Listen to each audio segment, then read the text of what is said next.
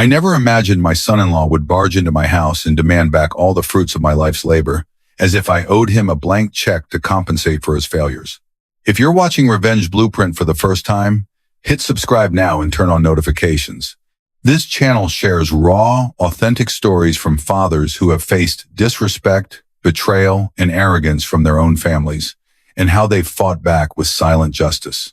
Watch me to the end, because those two men have no idea what they're really getting themselves into.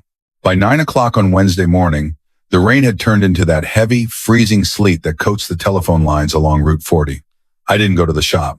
I sat in my flannel shirt at the kitchen table, watching my dog Blue sleep with his good ear turned toward the hallway. Megan arrived alone at 10. She didn't have her coat zipped up all the way, and her eyes had that tight, dark look around the edges, the kind that comes from spending 3 nights staring at a ceiling fan while your husband calculates how much your parents are worth alive. She sat down across from me. She didn't look at the tin box sitting between us. Bradley told me what happened last night, she said. Her voice was too quiet, too practiced. Sterling said you were difficult, Dad. He said you didn't understand how an irrevocable trust works to protect the family asset from tax exposure. I understand taxes, Meg, I said. My voice was level. I paid $83,000 in interest to the bank over 25 years to make sure nobody owned the dirt under your feet. I understand who owns things. Bradley's company is in trouble. Jack. She called me Jack. She only called me Jack when she was trying to sound like an adult who didn't need her father anymore. He made some bad moves with his business line of credit. If his dad doesn't secure the consolidation loan with this property deed, they're going to file for corporate bankruptcy. They'll take our car. They'll take everything we've built. I looked out the window. My old Ford F-150 was sitting in the driveway, its windshield covered in a thin sheet of ice. What did Bradley build, Megan? She didn't answer. She smoothed the denim of her skirt over her knees, twice, fast. She only did that when she was trying to believe a lie she'd been told at breakfast. Sterling has the paperwork ready, she whispered. He said if you just sign the secondary guarantee as the primary asset holder, the bank clears Bradley's debt by Friday. It's just a formality, Dad. Bradley is your son now, too. A man who takes his father-in-law's house to pay for his weekend trades isn't a son, Meg, I said. He's a tenant who forgot to pay rent. She looked up, and for a second, I saw the 5-year-old girl who used to ride on the back of my tractor. But then her face hardened. If you don't sign it, Sterling is going to pull his personal backing from our mortgage in North Dayton. We'll lose our home, and Bradley says. He says he won't let the kids stay in a family that doesn't support each other when the wolves are at the door. There it was, the leverage. My grandkids, Lucas and Chloe, used as a wedge by a man who wore loafers that didn't have traction on ice. I didn't reach across the table to hold her hand. I didn't tell her it would be fine. I just tapped the lid of the greasy tin box. Tell Sterling to bring his lawyer to the shop tomorrow morning at 8, I said. Not the house, the shop. Tell him to bring the original deed transfer from his bank. If he wants my name on that seam, he's going to watch me weld it. I had an old friend coming down from Columbus, Tom Vance, my younger brother's boy, who spent 12 years as a title investigator for the Ohio Department of Commerce before opening a small practice near the state capitol. Tom didn't drive a Lexus. He drove a rusted Buick LeSabre with a bumper sticker from the 2012 Veterans Rally. He walked in through the bay door, his boots clicking on the iron shavings basted into the floor. You look old, Uncle Jack, Tom said, tossing his leather briefcase onto the workbench. I am old, I said. Look at those red tabs on that trust copy I faxed you. Tom took out his reading glasses and spread the papers under the fluorescent shop light. For 10 minutes, the only sound was the crackle of the oak bark in the stove and the heavy idle of a semi-truck passing out on Route 40. This isn't a co-signature loan guarantee, Jack, Tom said, his finger stopping on page 6. Look at the clause under Section 4, subparagraph B. It's a hidden deed covenant wrapped in an assignment for benefit of creditors. If Bradley defaults in looking at his LLC filings from last month, he's already $90,000 short of his operating expenses. The title of your brick ranch doesn't go to a bank foreclosure auction.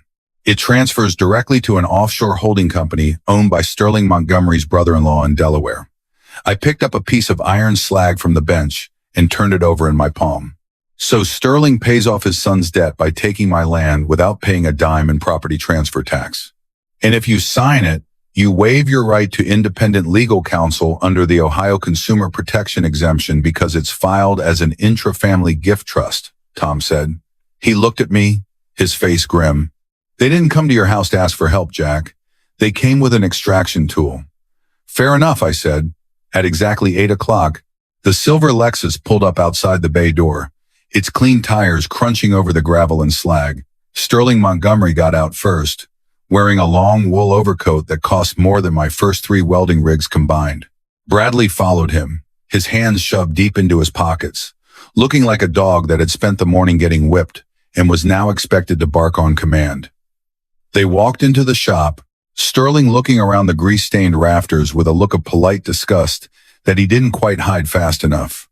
Jack, Sterling said, holding out a gold cross pen, brought the clean copies.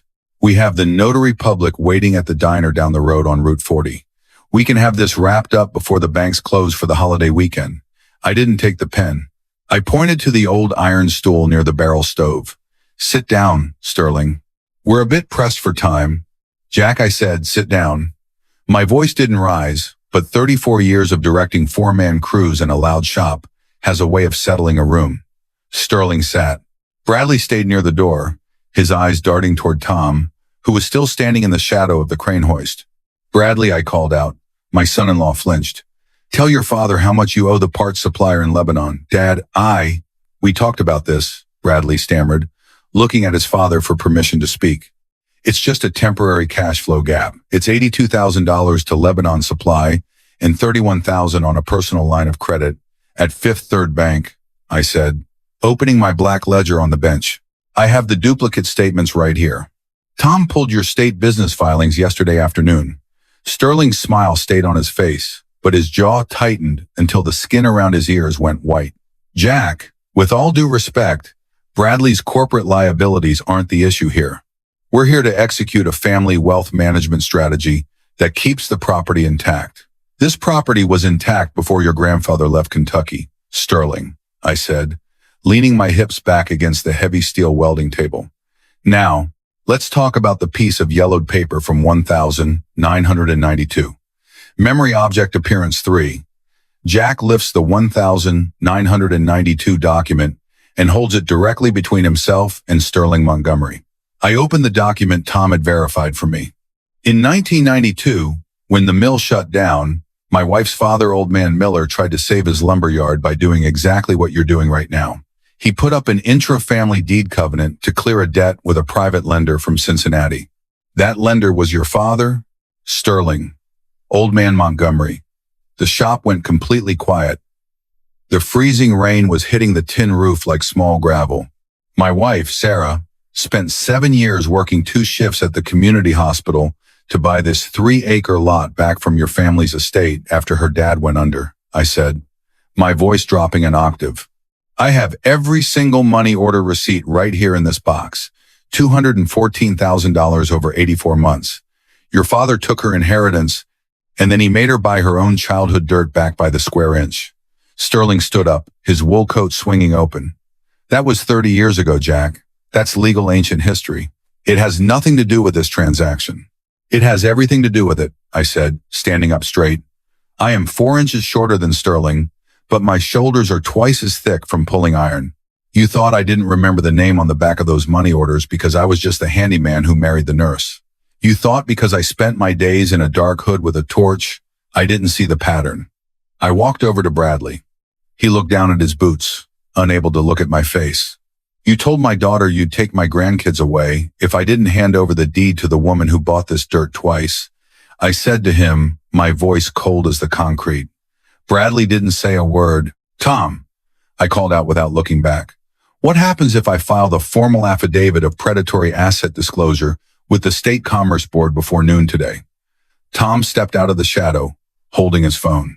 Sterling's current insurance brokerage license has an active consent decree from a civil judgment in Butler County 2 years ago.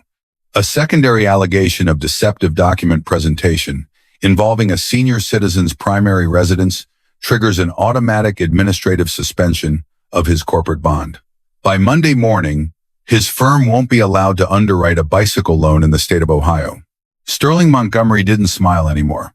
He reached out and grabbed his stack of papers from the metal bench, his hands shaking just enough to rustle the red tabs. "We're leaving," Sterling said, looking at Bradley. "Bradley, get in the car." "Bradley stays," I said. Sterling stopped at the bay door, his expensive coat catching on a splintered piece of the wooden frame. He looked back at me, his eyes small and mean. "You're destroying your daughter's marriage over a 30-year-old grudge, you old fool." "No," I said, turning my back on him to pick up my welding torch. "I'm clearing a bad scene before the roof comes down on my grandkids. Get off my yard." The silver Lexus didn't leave fast. It backed out onto Route 40 slowly, its luxury tires spinning for a second in the wet slush before finding the asphalt. Bradley sat down on the iron stool by the wood stove and put his face in his grease-stained hands.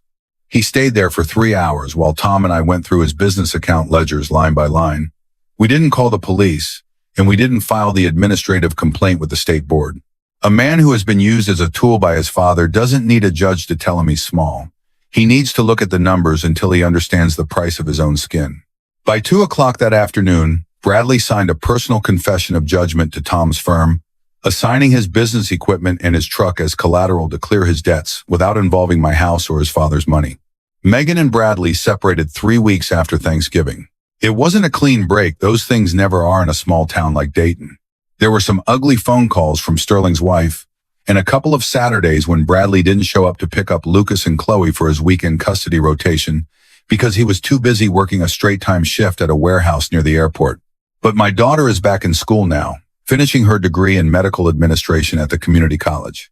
She lives in a 2-bedroom rental 4 miles down the road from the brick ranch. She doesn't call me Jack anymore. Last Saturday, the rain finally stopped, and the ground dried out enough to work the soil along the south fence line.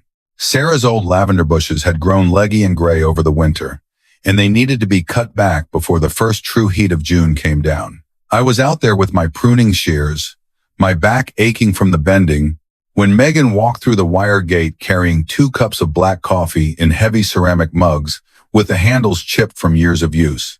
She didn't say thank you for the shop meeting. She didn't apologize for the red tab trust documents Sterling had laid on my table.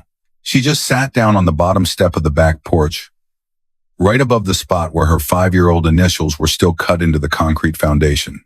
We drank our coffee in the quiet afternoon air while Blue lay at her feet, his good ear cocked toward the sound of the crows down in the bottom woods. You don't need a perfect plan to protect what is yours.